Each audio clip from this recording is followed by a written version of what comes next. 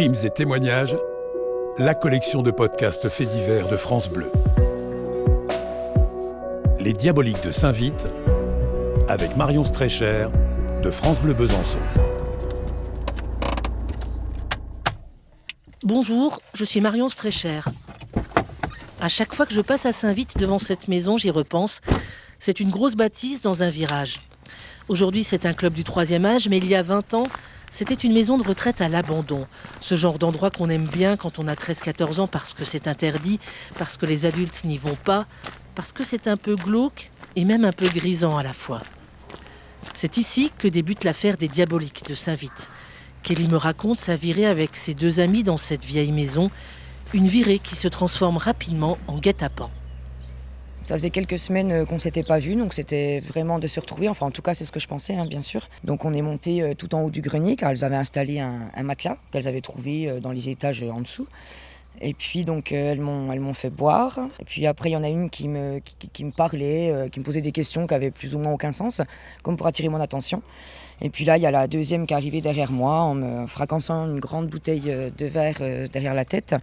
Puis lorsque j'ai repris mes esprits, une des deux était sur moi avec un grand couteau de boucher. J'ai tout de suite compris qu'elle voulait me tuer. De toute façon, elle le répétait en boucle. « Tu vas mourir, on va te tuer. » Donc je me suis mise à pleurer, je demandais pourquoi, je ne comprenais pas. Elle me disait de me taire et que dans tous les cas, elles allaient me tuer, quoi. Voilà. Kelly se voit déjà morte et pourtant, le cauchemar ne fait que commencer. C'est face à la bâtisse qu'elle énumère tout ce qu'elle a subi, sans rien cacher, presque sans trembler. Ça a duré pendant 5 heures. Donc elles m'ont étranglée. J'ai subi en tout 21 coups de couteau. Donc gorge, poignet lacéré, etc. Après elles se sont amusées, je ne peux pas vous dire. Ça a duré 1 heure, 2 heures ou 3 heures à m'éclater le visage contre le mur en sachant que c'était des pierres qui ressortaient. Après elles me font descendre les 3 étages par les pieds.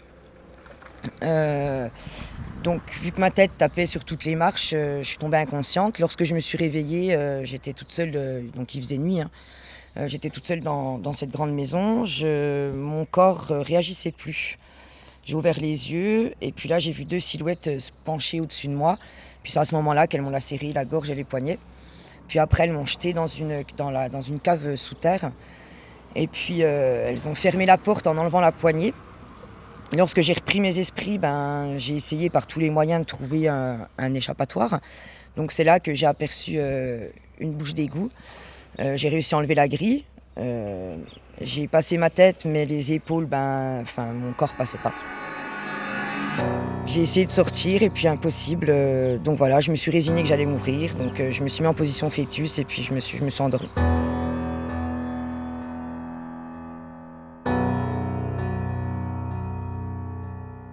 Ce que Kelly raconte, c'est totalement terrifiant. Et je me souviens parfaitement du visage livide du procureur.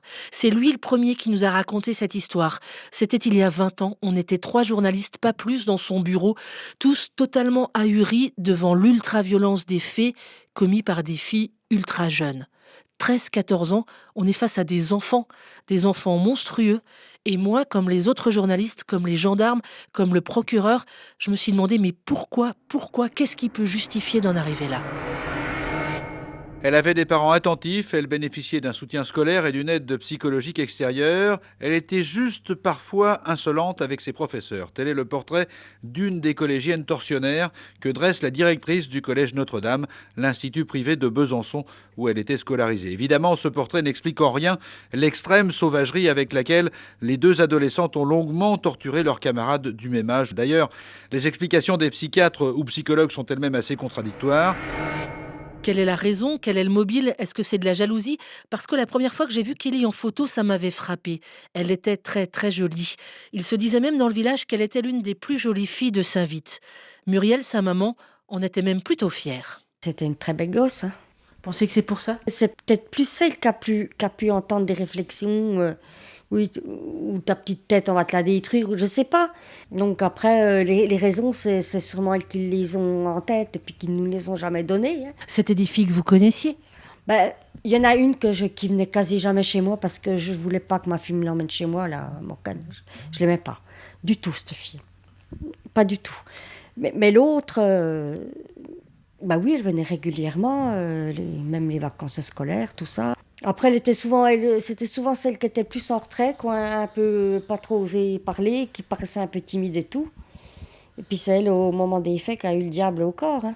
Le diable au corps. L'expression que la maman de Kelly utilise n'est pas un hasard parce qu'à ce moment-là, certains à Saint-Vite sont convaincus que la jalousie n'explique pas tout, qu'il y a là derrière des trucs pas clairs.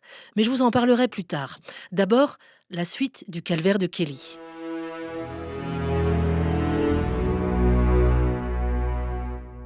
Il faut s'imaginer Odette au fond d'une cave. Il commence à faire nuit ce samedi du mois de mars.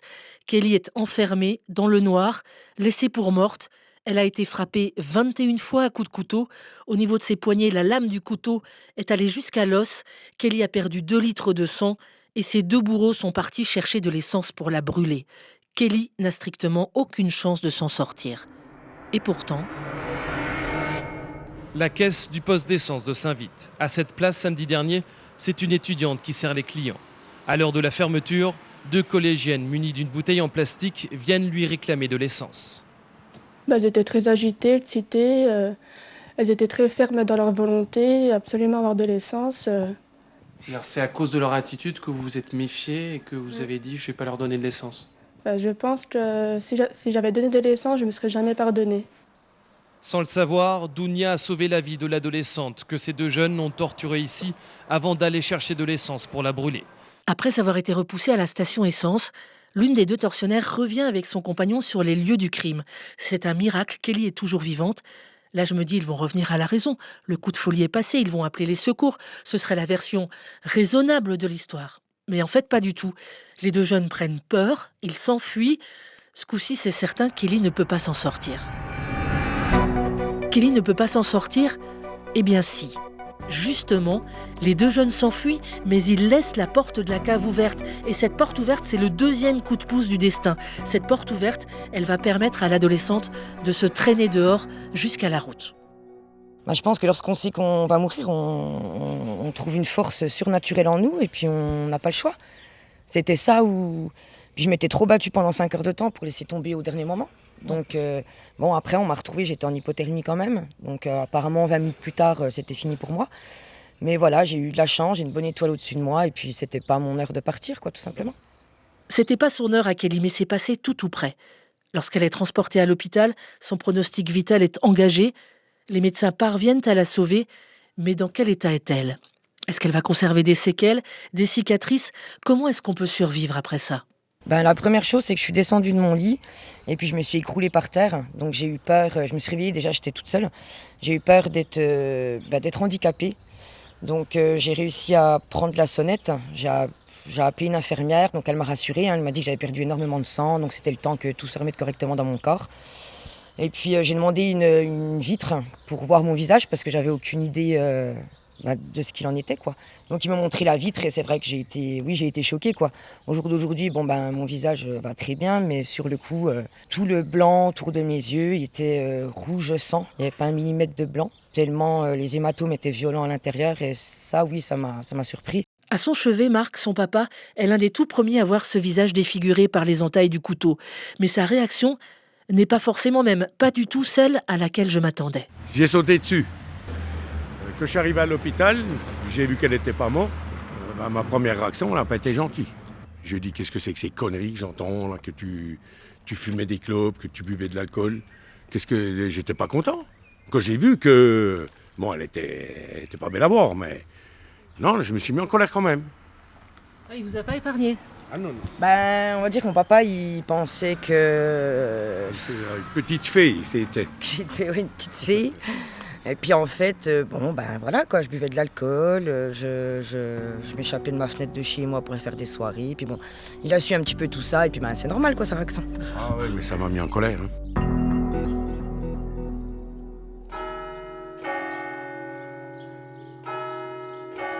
Et pendant ce temps à Saint-Vite, que se passe-t-il ? Les 2 tortionnaires sont arrêtés, mais dans le village, tout le monde ne parle que de ça, de l'affaire des diaboliques de Saint-Vite. Et il faut bien se rappeler qu'on est dans un petit bourg de 5000 habitants. Tout le monde ou presque se connaît. Pascal Routier est alors le jeune maire fraîchement élu dans cette commune. Je pense que ça restera ancré dans ma tête toute ma vie. Du jour au lendemain, on vous appelle, la gendarmerie, l'adjudant-chef de l'époque m'appelait pour me dire « Écoutez, on a une sale affaire à vous présenter. Et il faut que l'on se rencontre directement à l'ancienne maison de retraite de Saint-Vith. » Et c'est une belle journée, en plus, c'est une journée ensoleillée. Et là, aujourd'hui, je me rappelle encore, on a commencé par monter dans les combles, parce que tout a commencé dans les combles.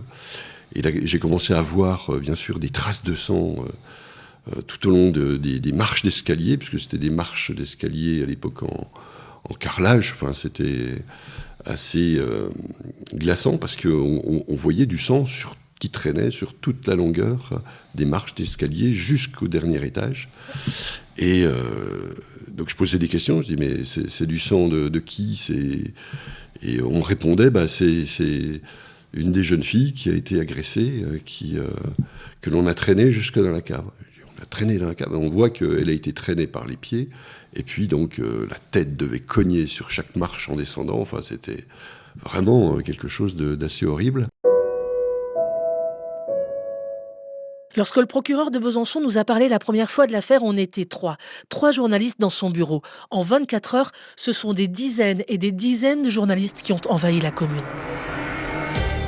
C'est une histoire absolument inouïe et terrifiante qui s'est déroulée à Saint-Vith, près de Besançon. Les 3 collégiennes pourtant se connaissent bien. Madame, monsieur, bonsoir. Je vous propose de commencer ce journal par cette affaire profondément traumatisante. La violence des jeunes inquiète aussi de plus en plus les spécialistes de la délinquance. Le calvaire de cette jeune fille de 14 ans a duré 5 heures. Ah oui, c'est assez exceptionnel. Vous savez, du jour au lendemain, la place de la mairie qui était remplie. Mais alors je vous le garantis, il n'y avait plus une seule place de véhicules de médias. C'est-à-dire que ça venait de partout. Vous aviez tous les grands médias qui étaient, et les petits aussi, qui étaient sur la place de la mairie. Mais un phénomène extraordinaire. On n'a pas compris pourquoi ça déplaçait. Bah, si, c'est devenu l'affaire des Diaboliques à ce moment-là. Et c'était vraiment une déferlante extraordinaire. Mais à cette époque-là, vous aviez des dizaines de journalistes qui faisaient le pied de grue devant le comptoir de la mairie pour me voir. Face à la meute, le père de Kelly, qui est un sanguin, est à 2 doigts de provoquer un nouveau drame. Même 20 ans après, on sent qu'à l'époque, il était tout près de sortir la carabine. Quant à la maman de Kelly, elle est totalement mortifiée, tétanisée par ce qui se passe. Il y avait le père qui avait pété un câble. Alors il avait pris le fusil pour aller descendre tout le monde, lui faire sa loi. J'avais une gamine qui était entre la vie et la mort à l'hôpital. J'étais un petit peu toute seule à assumer ça. C'est vrai qu'il y avait la gomme de journalistes. Oh, il y en avait partout. Ils essayaient même d'aller filmer sa petite sœur qui avait 8 ans de moins à l'école. Ouais, il y avait la police devant l'école de ma petite sœur. Pour éviter que les journalistes aillent là-bas, quoi. Je sors avec ma voiture, je vois un gros zoom. Alors le machin, on aurait cru un bazooka. J'ai dit, qu'est-ce qu'il fait celui-là ? Il est en train de me filmer. Je suis descendu de la bagnole, j'ai foncé dessus, et puis les gens qui me connaissent à Saint-Vith, ils m'ont retenu. J'étais très en colère. Après, le souci, à cause de ça, il faut savoir que j'ai pu rentrer que 3 mois après chez moi. Donc moi, je demandais qu'une seule chose, c'était rentrer chez moi, dans ma maison, dans ma chambre, avec ma famille. Puis à cause des journalistes, on a dû me cacher dans une brigade pas très loin de Paris. Voilà, ça a été compliqué. Non, je suis rentrée, j'ai dû me couper les cheveux au carré pour qu'on me reconnaisse le moins possible, etc. Donc ouais, ça a été compliqué. C'est ça qui était dur. C'était dur, ça. Kelly est sauvée, mise en sécurité. Ces 2 tortionnaires sont arrêtés, mais on ne sait toujours pas ce qui les a poussés. On a parlé de la jalousie, mais le satanisme revient dans plusieurs conversations à Saint-Vith. Des mauvaises fréquentations de ces adolescentes jusqu'ici sans histoire, on en parle beaucoup à Saint-Vith. Près de 5 jours après le drame, les autres jeunes du village cherchent eux aussi une explication. Ils étaient sympas, mais bizarres dans leur tête, quoi. Ils étaient un peu excentriques, quoi. Je reviens pas, quoi. Je suis en plus 3 filles que je connaissais pas vraiment, mais que je connaissais de vue, puis que j'avais parlé avec une des 3, quoi. Mais du côté du parquet, on s'interroge avec inquiétude sur l'état psychologique de ces adolescentes, car dans cette affaire, il manque le mobile et l'on ne dispose que d'une mince hypothèse. L'une d'entre elles nous a dit avoir pratiqué, quand elle avait 11-12 ans, s'être livrée à certains jeux de type satanique avec des profanations de sépultures. Et ça nous inquiète beaucoup. beaucoup parce qu'on se rend compte qu'il y a chez ces jeunes filles une dérive totale dans la violence. Il y a ce film d'horreur aussi, Scream, qui vient de sortir au cinéma. Un film où des ados tuent gratuitement. Et puis toutes ces histoires de satanisme, ce ne sont pas que des rumeurs. Kelly, la première, a bien vu ces derniers temps que ses copines n'étaient plus tout à fait les mêmes. Apparemment, elle partait dans un mauvais chemin. Donc, c'est quoi le mauvais chemin ? Je sais pas, j'avais entendu des choses quoi, par rapport à elle. Quoi. Donc voilà, beaucoup de drogue, beaucoup d'alcool, elle traînait avec des personnes pas très fréquentables. À l'époque, certains ont même droit à des confidences encore plus étranges, encore plus inquiétantes. C'est le cas de Didier Faure, qui suit l'affaire pour le journal L'Est républicain. On sait aujourd'hui d'une manière claire, puisque c'est remonté, et ça fait partie de la procédure d'ailleurs, même si jamais personne finalement n'a mis un trait de surligneur dessus, que les deux gamines faisaient partie d'un groupe de jeunes adultes. Elles étaient des jeunes ados, elles étaient dans un groupe qui allait assez loin quand même dans des pratiques un peu gothiques, un peu satanistes, etc. C'est-à-dire quoi ? Elles brûlaient des animaux, elles invoquaient le diable. Qu'est-ce qu'elles faisaient très concrètement ? Alors par exemple, il y en a une qui se regardait pendant 3 heures dans le miroir jusqu'à voir la tête de Satan. Voilà, elle avait 14 ans. Voilà. Ils sont allés déterrer des cadavres, ça c'est mentionné aussi dans la procédure.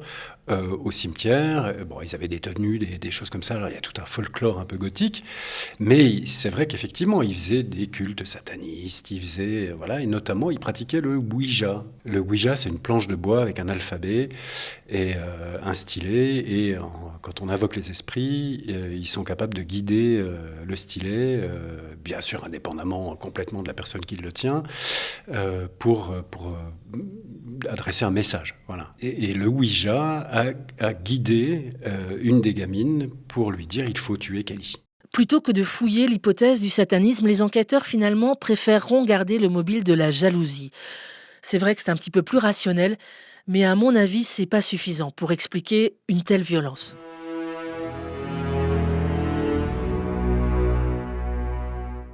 Un an après les faits, l'affaire est jugée une première fois, puis rejugée en appel.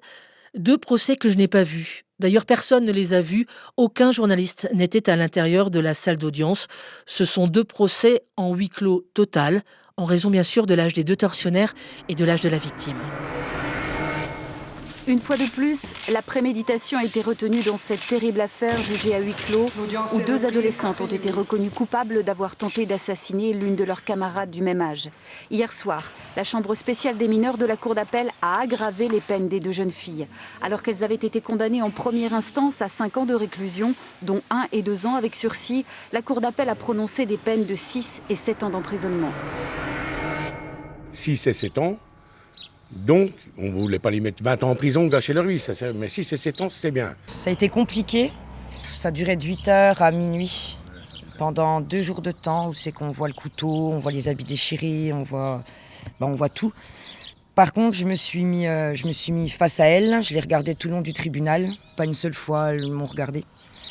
Non, j'ai essayé d'être forte parce qu'elles étaient en face de moi. Vous attendiez des explications, des remords, des excuses ? Non, puis de toute façon, des excuses, j'en aurais pas voulu. Les remords non plus, je voulais juste leur montrer que j'étais là, j'étais vivante, j'étais forte et j'avais pas peur de les affronter, quoi, tout simplement.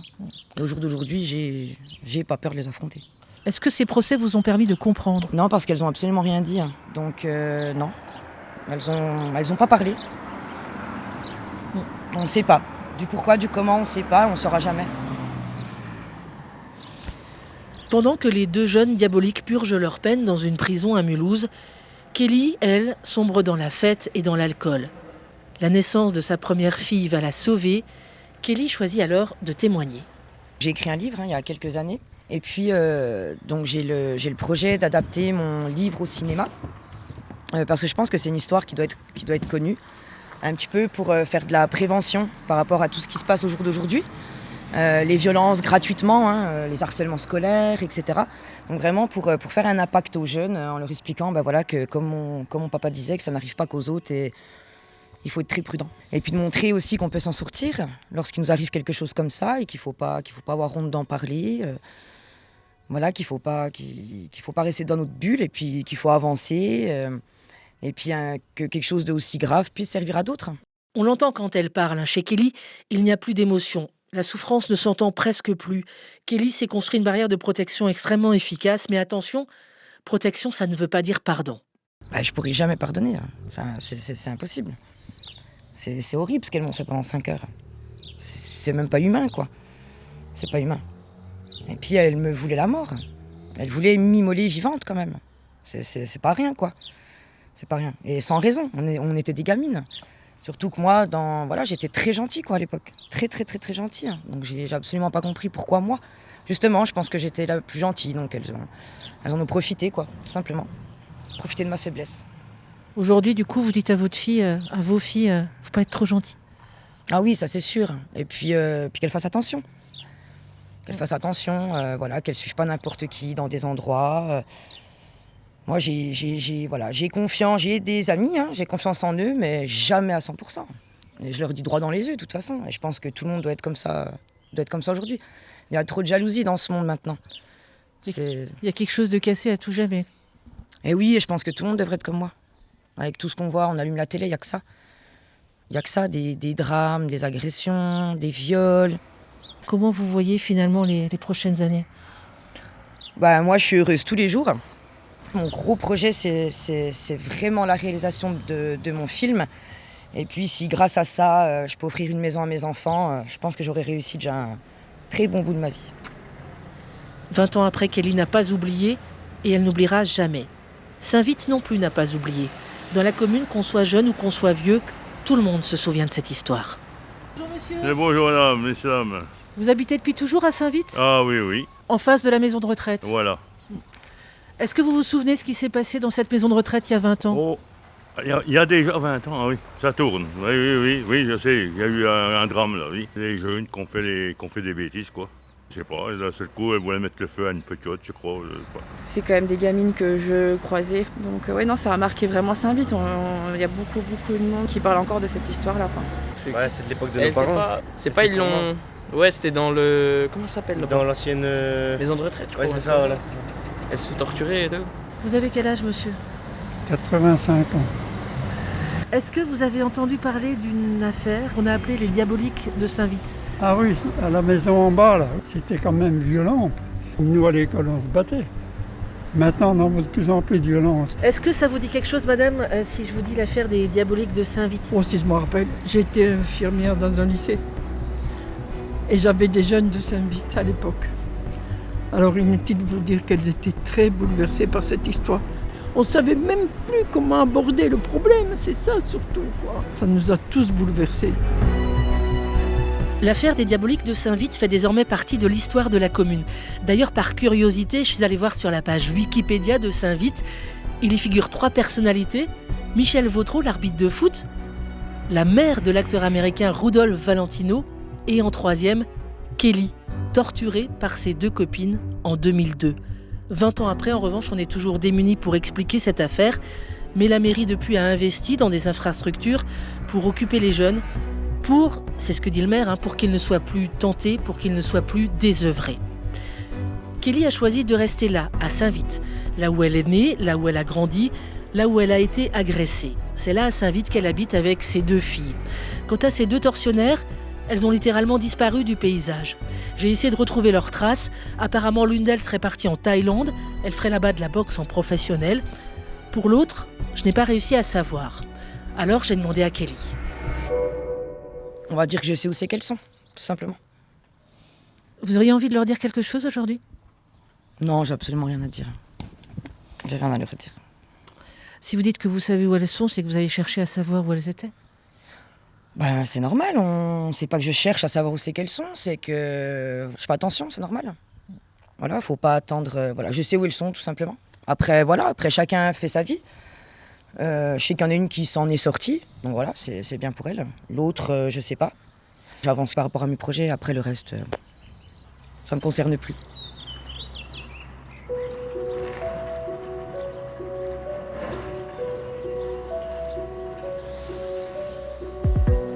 C'était les Diaboliques de Saint-Vite. Reportage Marion Streicher, prise de son et mixage Jean-François Dehecq. La femme du docteur Muller s'est-elle vraiment suicidée ? Ne manquez pas l'épisode suivant, l'affaire du docteur Muller. Pendant des années en Alsace, le médecin légiste a été accusé d'avoir maquillé l'assassinat de sa femme en suicide, avant d'être innocenté. Écoutez ce podcast sur francebleu.fr et sur l'application Radio France.